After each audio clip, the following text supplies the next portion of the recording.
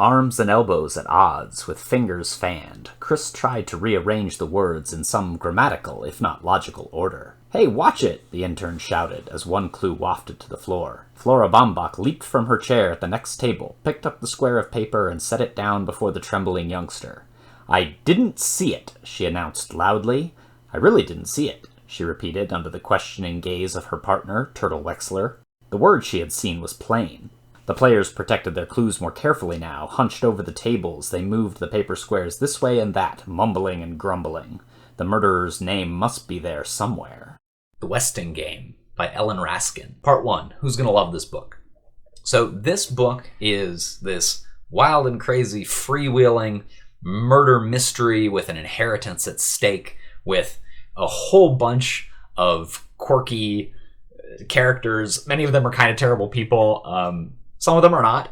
And they all have their own thing going on, and they're all kind of hilarious. And it also has all these clues that it throws out. I feel like the book really encourages you to be writing stuff down and have a notebook filled with your thoughts and ideas and predictions about like who did what and who committed the murder, obviously, and like other stuff that's going on.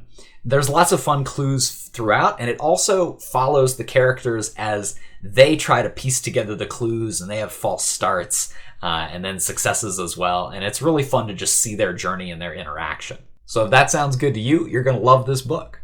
I'm sure you're all wondering why I've brought you here today. It's to discuss my inheritance. For Daddy, I leave my leash and harnesses. And for Mommy, I leave my doggy bed. I would like to be buried with my dental bone and toys. Make sure the neighbor dogs don't get any of my stuff. I don't like sharing. Part 2, who's going to hate it? At first, it's overwhelming with the number of characters, and you think you're not going to be able to keep track of them, but I think mostly people could, but potentially there's just an overwhelming number of characters for you, and you won't like that. If you're not looking for something like a little bit silly, like if you're looking for more of a serious murder mystery, this is not that at all, so you wouldn't like it if that's what you're looking for. One thing that I think is a little bit disappointing, I don't know, this was my experience partially, so I'm getting into part 3 what I thought of it, but also I'm just going to put it on part 2, is that when the mystery was revealed of what actually happened, I didn't think like, oh, aha, I could have figured that out from the clues that were presented. I felt like, gosh, that's really tricky, and there's no way I would have figured that out. And so that kind of frustrated me a little bit, because I really feel like the book was presented in such a way as to encourage you to try and, figure out the clues and have one of those like cork boards where you have like strings between like notes and pictures posted all over it, right? And then, it revealed the result, and I was like, I don't have any way, I don't imagine I could have predicted that, but maybe I'm just a dummy, I don't know. Part 3, what I thought of it. I loved it. I thought it was fantastic. There was a humongous cast of characters, and when I was reading it, I could name like almost all of them. I could certainly give you sort of like a key feature or personality trait of all of them. It does an amazing job with the characters, and they're all just fantastic and silly and a little bit terrible, but like in a fun way.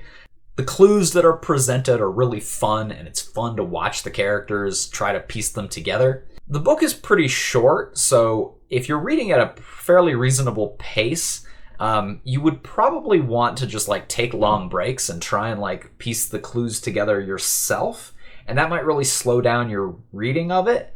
So I don't know if that's a great idea. But also, like I said, like even if I'd done that, I don't think I would have figured out what had happened, which that's like the worst part of the book for me, is that it really comes off as something where, oh, if you're paying attention and keeping track of things, you'll be able to figure out the mystery.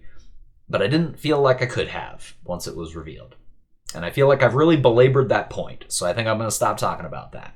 Part 4, what can writers learn from it? Characters. Just characters. Just study these characters. Notice how they all have distinctive characteristics, distinctive actions, features of clothing or behavior, mannerisms. They are all just so distinctive. They're all identifiable. It works fantastically. And it's not just that they're all just like this one single feature.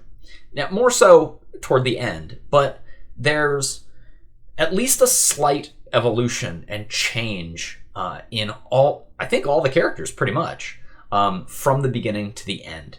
And with the massive cast that we are talking about here, that is an incredible feat that the author accomplished. Again, I don't have anything hardly to compare this to, although what kind of popped into my head was the movie It's a Mad, however many mads there are world, for its like sort of hectic energy and like lots of different characters running around. That's really what this reminded me of. So if you're looking for that in book form, I highly recommend this. It's kind of a fun little circus of a murder mystery, and just delightful. So check it out.